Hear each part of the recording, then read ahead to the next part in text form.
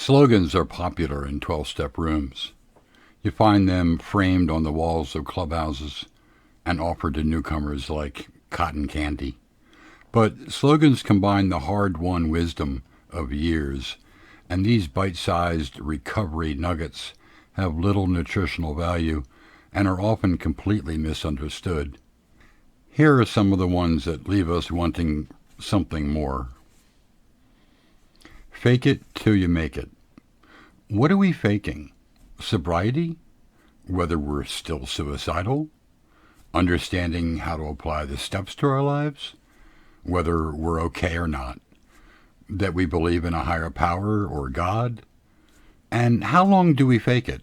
What's the yardstick by which we measure making it? Is there a buzzer that goes off when we make it? If we stop faking it, do we drink or get high? Or do we drink or get high if we don't fake it? What does faking look like anyway? What's a more accurate version of fake it till you make it? How about do the work anyway, even though some of it doesn't make sense to you yet? And if you get stuck, ask questions. And don't pretend everything's fine. Let go and let God. This is one of the most egregious when spoken to an agnostic or an atheist. Two groups in the fellowship who struggle to maintain legitimacy, even though chapter 4 makes it clear that God isn't set in stone when it comes to what we're hanging our recovery on. One of the problems with Let Go, Let God is that it takes a well-documented set of directions in step 3 and boils off all the context and useful information and leaves us with essentially static. Want to see a beginner look like a deer in headlights? Tell them to let go and let God. What are we letting go of? The entire thing that troubles us? The part we are in fact responsible for attempting? How can we take the idea of let go and let God and make it more useful? How about let go of the things you can't control and try your best when it comes to the things you can control? Rest assured that distinguishing between the two may take some time, but keep at it. Does that sound like the Serenity Prayer? Of course it does. Meeting makers make it. This one's related to fake it till you make it. First, while attendance at 12-step meetings can be very helpful, it in no way ensures recovery. The same can be said for the number of meetings someone attends. More meetings does not equate to more sober. There's a reason the author of the 12 Steps tells us that the steps are the program of recovery. He didn't say meetings are a program of recovery.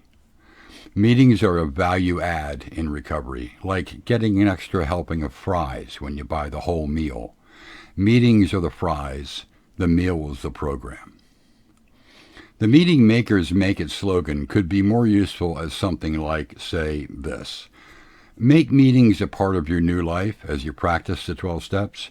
You're better off with both in place than with just one or none at all. Do the next right thing. This one is popular with those who don't actually know what step 3 says. It's based on the mistaken idea that the entire point of recovery is to become better people. So doing right things becomes the focus. We probably do become better people compared to how we acted in active addiction, but recovery isn't about being better people. What it is about is laid out in detail in the big book. Sorry, no spoilers here. Do the next right thing strips out so much of the meat of step 3 that even the bones that remain are left wanting more. The other problem with do the next right thing is how our idea of right and what is wrong changes as a result of our own recovery. What was once entirely defensible and right becomes, over time, something that we wouldn't do again. Basing recovery on a slogan that tells us to do the right thing while the very definition of what's right changes isn't helpful. So how can we do the right thing when it comes to do the next right thing? How about apply the third step action to your life consistently for a while and see how your definition of right may change?